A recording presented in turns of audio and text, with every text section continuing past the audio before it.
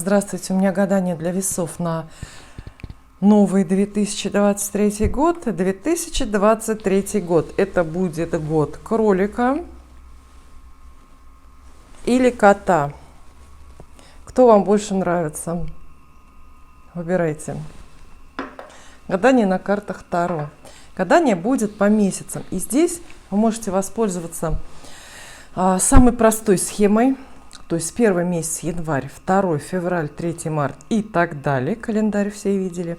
А можете использовать такой вот альтернативный вариант. Он более как бы замешан на астрологии.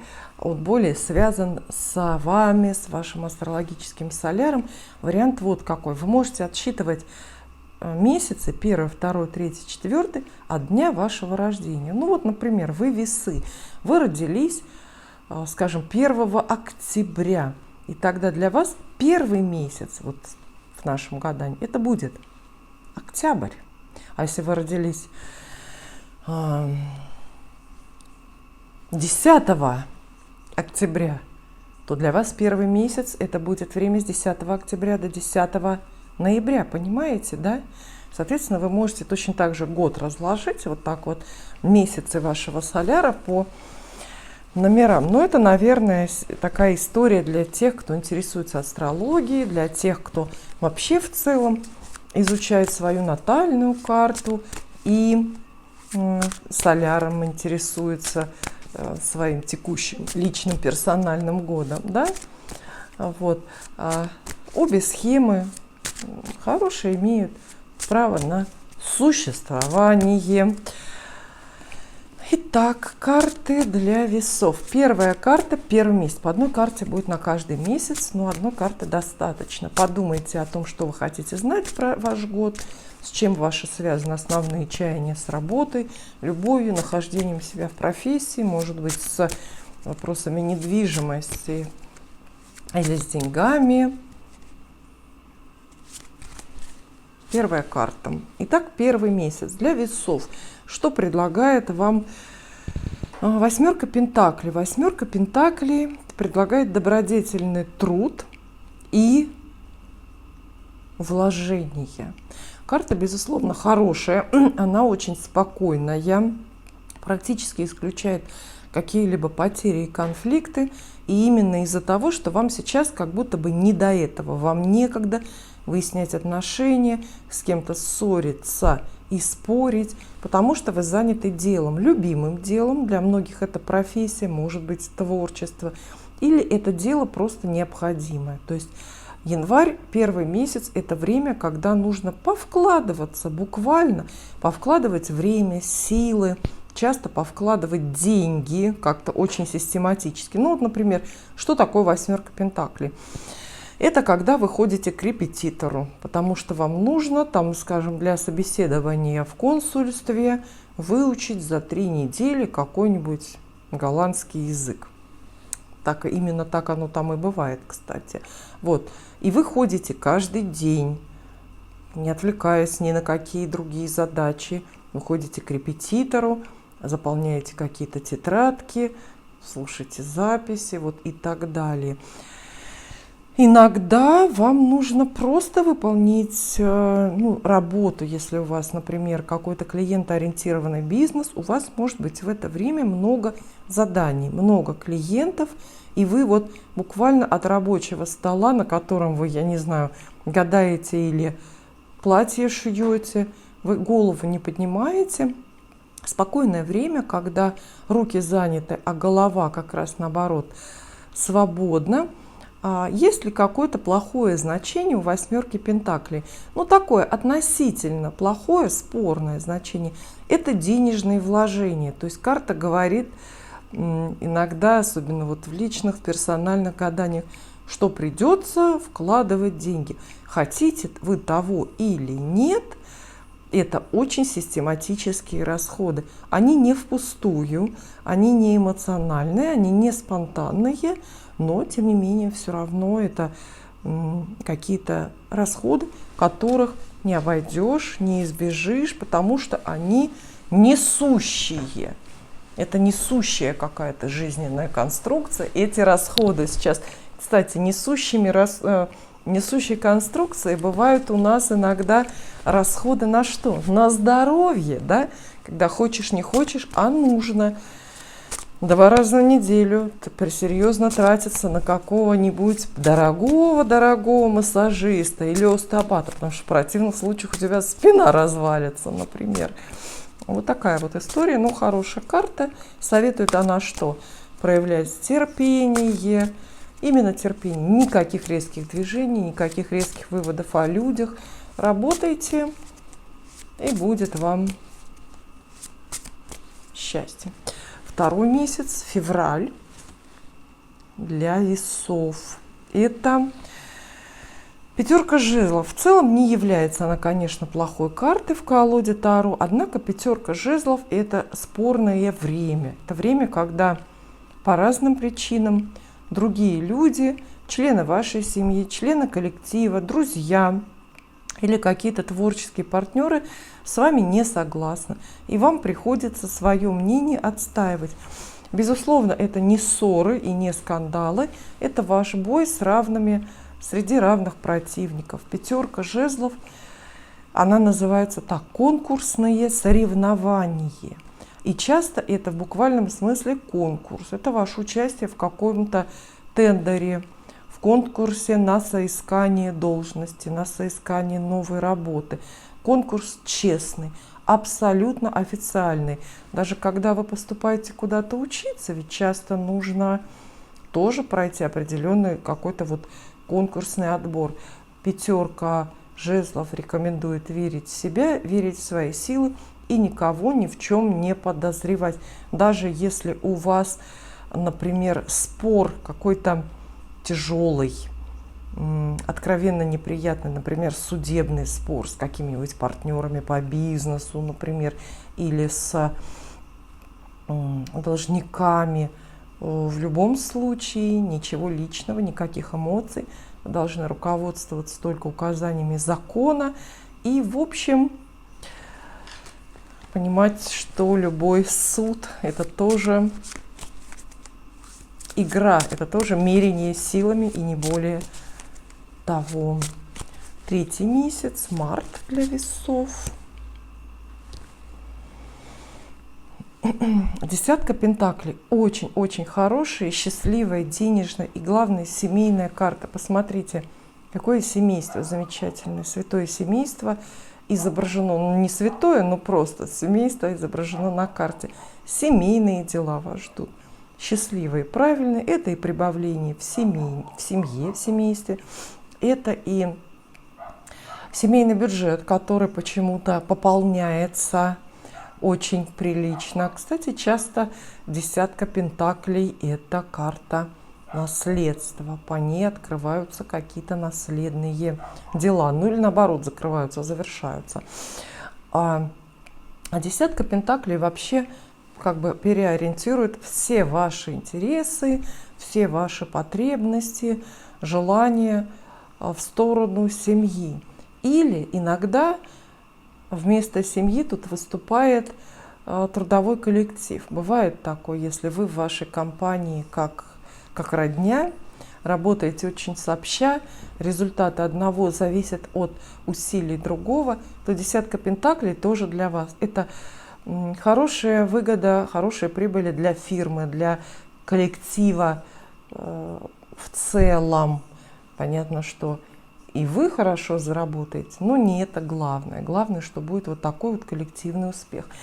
Хорошая карта даже для любви, потому что именно по ней просто любовные, романтические отношения превращаются в семейные, то есть становятся более серьезными. Тут уже речь о семье. Вот, например, если у вас есть жених, то именно с 10 пентаклей вы пойдете знакомиться с его родителями и с племянниками, с детьми его, не знаю, многочисленных сестер и братьев. Это общий дом. Новое романтическое знакомство, если случится в этом 3-м месяце, то скорее это будет дорога к семье, это будет дорога к браку, совет карты. обращать внимание на, естественно, близких людей, жить коллективными интересами, избегать эгоистичных решений, распределять, например, свои доходы, если они есть какие-то большие, между членами семьи или членами коллектива, да, поделиться премией, вот, так скажем. А вообще это крупная денежная карта, приход больших денег. Обещает она приход больших денег для весов. Это был 3-й месяц у вас. Далее 4-й месяц. Ах, карта Иерофант выпадает вам. Очень статичная карта, либо это время подумать, очень серьезно. Кстати, это хорошо, да, если можно подумать, это значит, не надо сильно много работать, не надо сильно много переживать.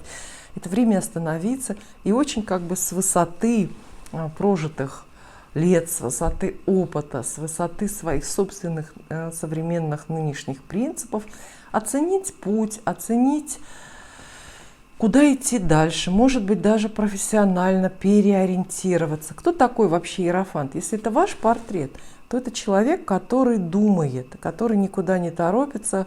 Ну, как говорят в интернете, кто понял жизнь, тот не спешит. То есть это неспешный 4-й месяц. Карта бьет по рукам, запрещает вообще что-либо делать, что-либо радикальное предпринимать со своей жизнью. Например, внезапно менять работу или город, место жительства, страну проживания, тем более континент. Это время, когда вам действительно есть что оценить и обсудить с собой в своей жизни. Время такого неспешного и очень взрослого, серьезно, можно сказать, даже пенсионерского какого-то выбора, потому что мы понимаем, что Иерофант — это никогда не молодой человек.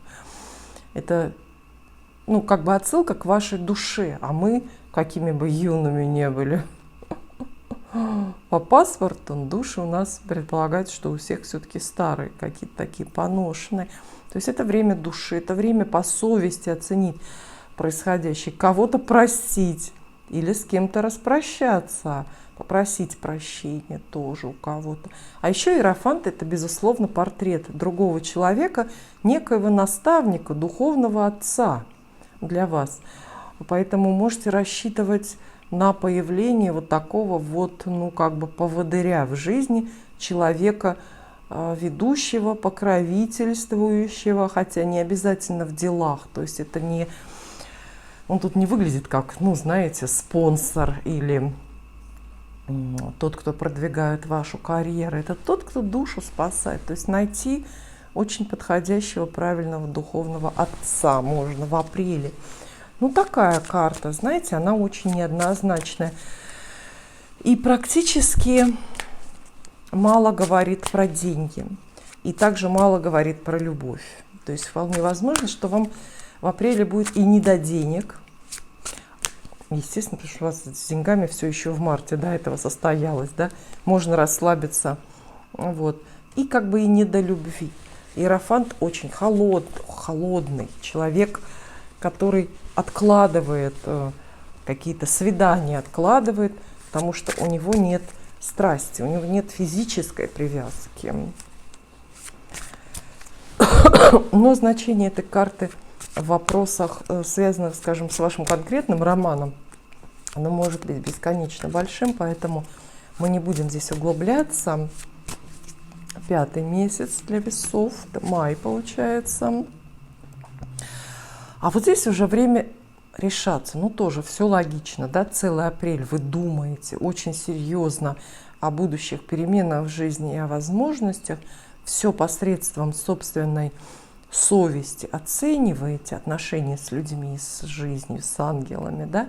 Вот. А в мае вы должны решиться, будет возможность, время вас поторопит принять какое-то решение и вот таким вот волшебным воображаемым мечом рассечь реальность, отсечь одну часть жизни и переключиться на другую. Ну, естественно, с мечом, с этим мечом, с тузом мечей, да, можно рубануть и отрезать всю прошлую профессиональную историю свою и уволиться с работы. даже и пускай в никуда. Кстати, вот туз мечей именно это приветствует, такое безрассудство, знаете, безрассудную смелость. Вот. Можно прекратить отношения, можно даже семейные отношения так рубануть и подать заявление о разводе. Хотя созидательный смысл у карты тоже есть. Если вы решитесь вдруг заняться внезапно неизвестным вам рискованным бизнесом, то это тоже можно сделать под этой картой, под тузом мечей. Карты советуют не медлить, торопиться, возможности, шансы все оценивать только лишь как срочно. А, кстати, туз мечей – это часто предложение о браке. Представляете? Предложение в буквальном… Это вообще предложение, да? Просто. Но это часто предложение о браке. Вот так вот. Далее, конечно, июнь. 6-й месяц для весов. Для 6-го месяца колода вам предлагает рыцаря жезлов. Рыцарь жезлов – вечно куда-то спешащий человек с горящими глазами. Карта фигурная. Появление в вашей жизни человека где-то рядом, который вас вот увлекает, заражает каким-то делом, какой-то идеей. Зовет бизнес делать, зовет работать куда-то, зовет учиться, может быть, творческий проект какой-нибудь, вокально-инструментальный ансамбль открыть, ну или школу бокса. И рыцарь жезлов может быть романтический партнер. Если вы одиноки и ждете появления какого-то мужчины, то вот он как раз портрет, это парень июня, парень месяца для вас, рыцарь жезлов. Часто огненный человек. Безусловно, весам подходят огненные партнеры, потому что воздух и огонь – это совместимые и взаимно питающие или взаимопитающие такие вот энергии. Это может быть человек, мужчина, принадлежащий действительно к огненной стихии. А Вен, собственно, с ним как раз сложнее всего лев или стрелец. Стрелец всех из них предпочтительнее, по секрету вам сообщаю. Для вас, в смысле. Вот. И во всех случаях это может быть и коллега какой-то, с которым вам вдруг становится интересно работать, потому что вот он такой, он сам с энтузиазмом, глаза горят, и вам тоже хочется следовать. Вообще вот эти крупные жезлы и персонажи, которые они описывают, это люди, за которыми нам, ну, более, скажем, спокойным или инертным героям хочется следовать или нужно следовать. Вот. И вот такая вот фигура. Человек может быть, кстати, ненадолго в вашей жизни. То есть он появляется только, чтобы вот какое-то задать вам направление. Например, подсказать, кем вам сейчас нужно работать или как нужно реализовать себя.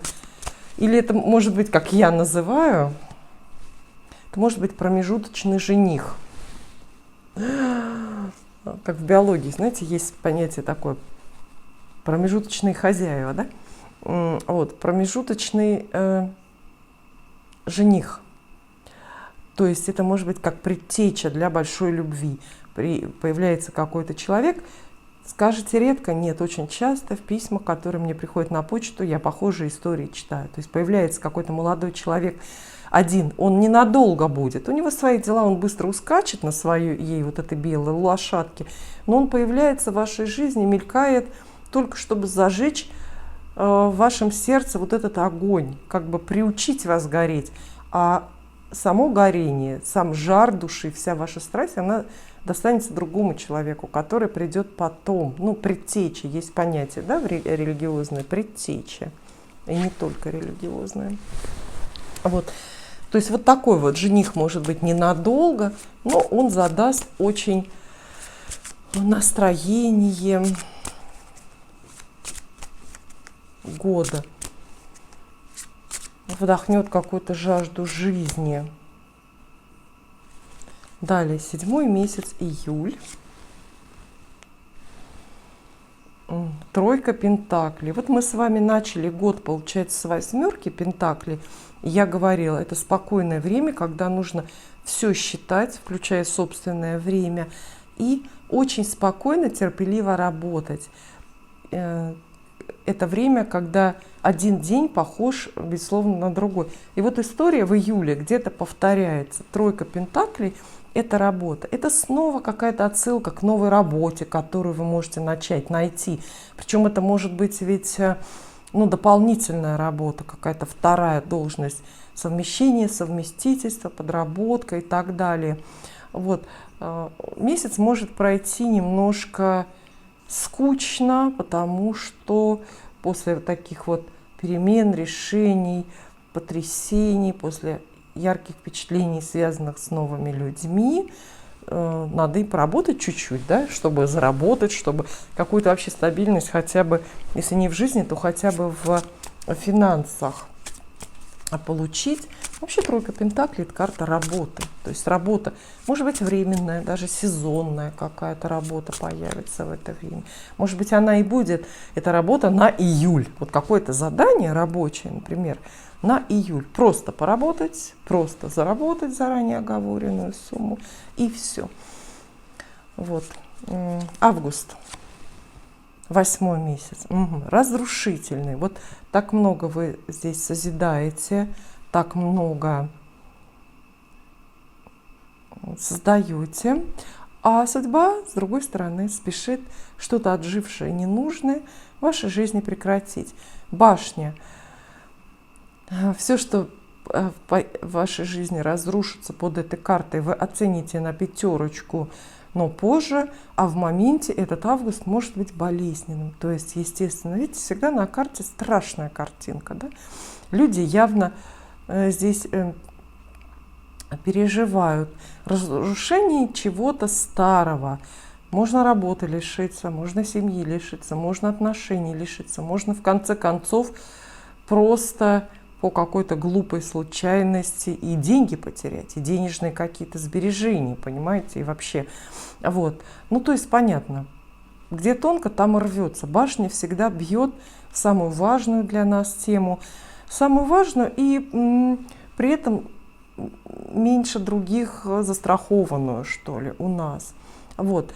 И совет карты только один. Это карта августа для вас. Не расстраивайтесь слишком сильно, но не препятствуйте переменам. Если вы будете пытаться, знаете, снаружи эту башню поддерживать, то есть всячески как-то положение спасать, то ничего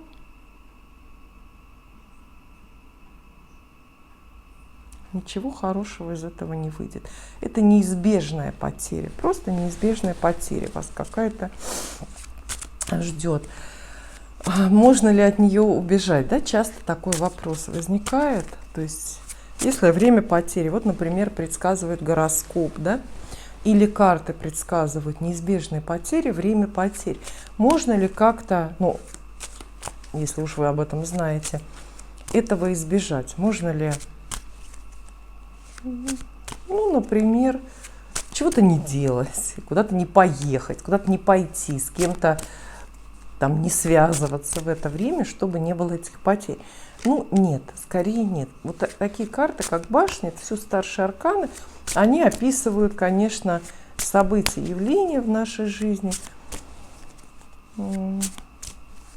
неизбежные. Это то, где мы сами-то выбираем очень мало на самом деле. Остается только понять и простить. Сентябрь. Для сентября король пентаклей. Вот очень хорошо, спокойная денежная карта. Посмотрите, с каким хитрым прищуром смотрит этот вот король пентаклей. Потому что он знает. Он знает свое будущее доскональное на 200 и 300 лет вперед. Будущее своих внуков и правнуков. Потому что у него очень много денег. Кстати, король пентаклей здесь вообще на всех картах настоящие, реальные исторические личности.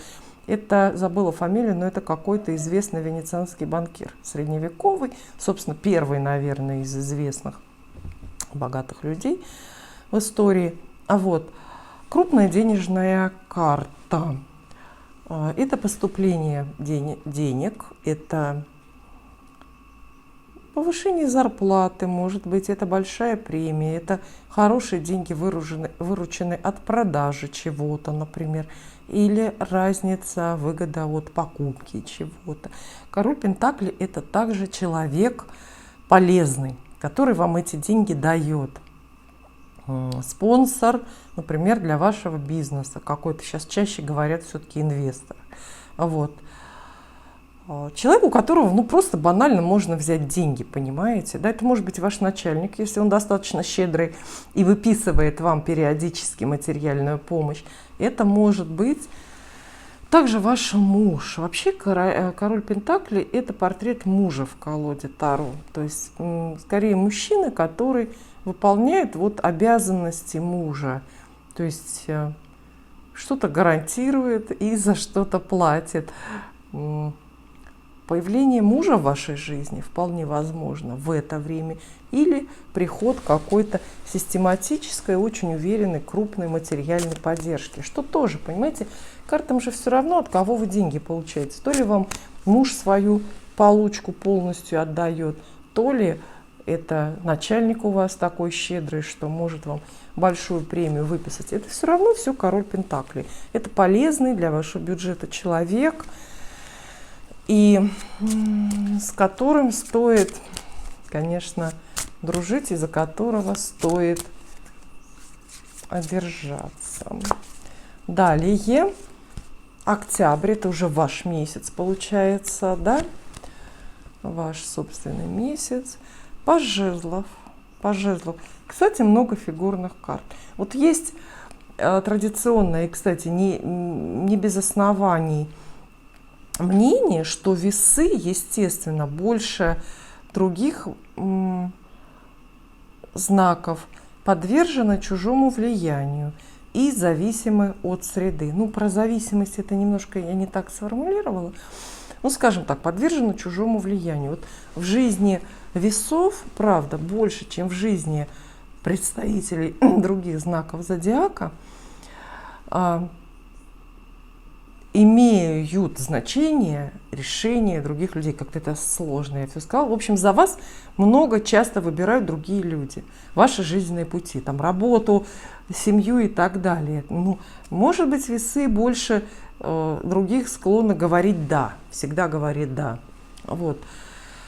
И здесь, в этом раскладе, как ни у кого, у вас много фигурных карт. То есть вы замечаете людей, ориентируетесь. Люди вокруг, которые появляются, исчезают, хорошие и не очень, они очень влияют на течение вашей жизни. Это абсолютно весовская история. У весов действительно так и происходит. То есть судьба весов всегда зависит, например, от того, кого они выбрали себе в мужья, в партнеры, например, или кого они выбрали, с кем бизнес делать, или у кого учиться. Больше в зависимости от людей, чем у других.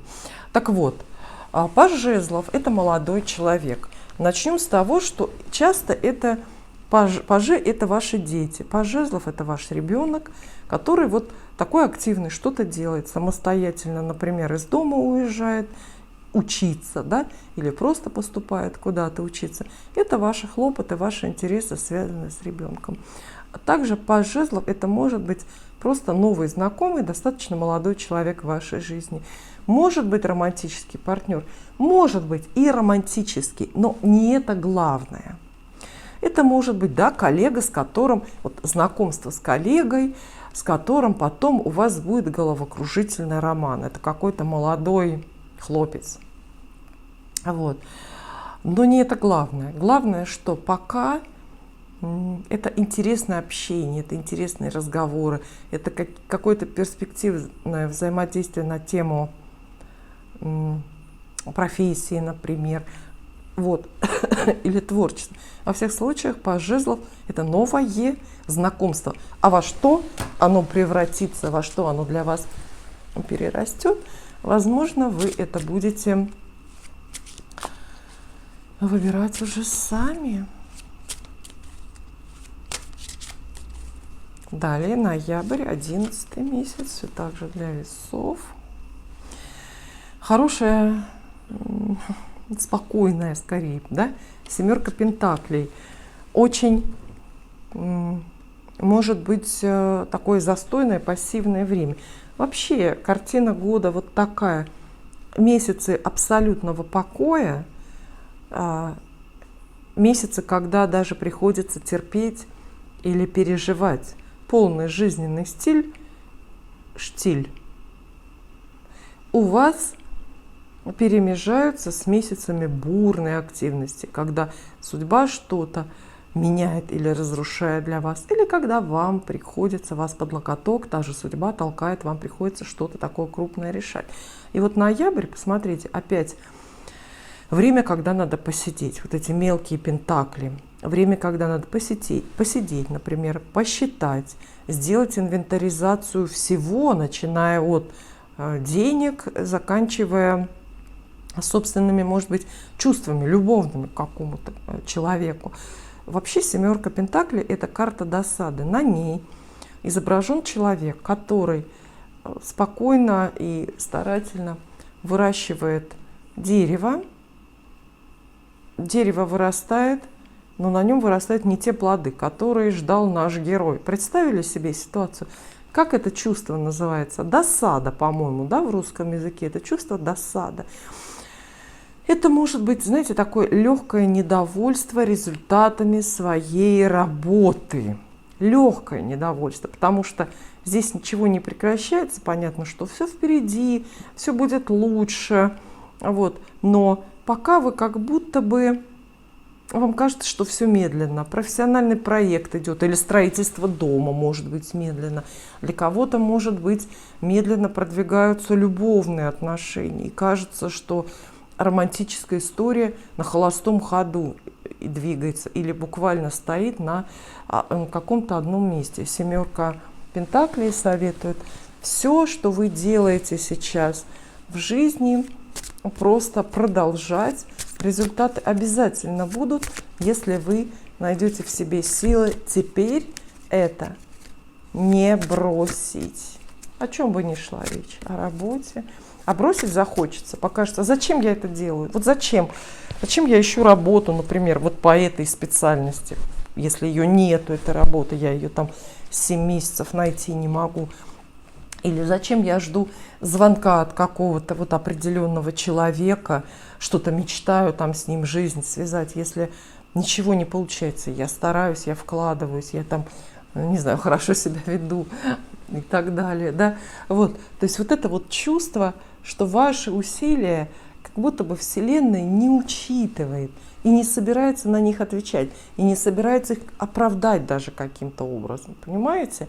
Ноябрь. И вообще я вижу, что вот эта семерка пентаклей, сама по себе не являясь дурной картой в колоде, часто несет такое дурное настроение, понимаете, какое-то вот ощущение пустоты при полной насыщенности желаний, при полной насыщенности жизни. Декабрь для весов, декабрь. Победа, да? Ну, правильно, это шестерка жезлов. Карта победная, выигрыш, победа. Знаете, такой очевидный успех карта предсказывает. И здесь вот вам легко его представить, если у вас такая работа, связанная с конкурсами. Если вы непрерывно должны кого-то обойти, вырвать приз, выиграть в какой-то конкурентной борьбе. Есть такие профессии, есть такие работы, их много. Например, это работа адвоката, да? Адвокат, она вся на этом построена, то есть ты настолько успешен, насколько ты побеждаешь всегда в процессе, в конкурсе доказательств, да, в этой доказательной борьбе. Вот. Это работа спортсменов, у которых всегда тоже измеряются успехи там кубками, грамотами, вымпелами всякими, вот и так далее. Если у вас работа, ну, явно вот с такой конкурентной борьбой не связана, например, да, то все равно это видимый успех, это, ну, не знаю, аплодисменты, которые звучат в ваш адрес. То есть это признание. Какие-то все равно грамоты, похвалы от начальства, премии выписанные. Это момент, когда вы гордитесь собой, это ваш декабрь, ваш 12-й месяц, момент, когда вы гордитесь собой, и все другие тоже гордятся вами. Семья, родственники, знакомые. Это такая вот победа. Кстати, если вопрос про любовь, то шестерка жезлов почему-то вот не считается однозначно хорошей картой, потому что она, да, она обозначает тоже победу в любви. То есть, если до этого у вас была какая-то конкуренция, вы с кем-то соревновались за внимание, за сердце любимого человека, вот. А здесь уже явно, что выбрали вас, вы победили, все. Но это не считается хорошо, потому что любовь — это вроде бы как не война, и здесь вот такие трофейные настроения неуместны или могут быть разрушительными. Поэтому, но настроение все равно хорошее приносит, конечно, шестерка жезлов. То есть это успех. Что она советует, к чему она располагает, эта карта? Ну, конечно, участвовать в каком-то конкурсе. Посылать свое резюме, например, на конкурс, на какую-то вакансию. Посылать свои творческие работы на соответствующие творческие конкурсы. Посылать, отправлять, вообще себя выставлять и не бояться себя с кем-то сравнивать. Потому что, вы понимаете, да, любой конкурс, такое состязание, где есть конкуренция, это всегда сравнение. Это когда вы предлагаете кому-то, скажем, независимому какому-то жюри, сравнить вас с другими людьми. Это может быть конкурс красоты или там конкурс на звание лучшего фрезеровщика месяца. Но в любом случае завершается год у вас какими-то очень-очень победными настроениями. Победа, выигрыш, в конкурентной борьбе, вот так и так далее.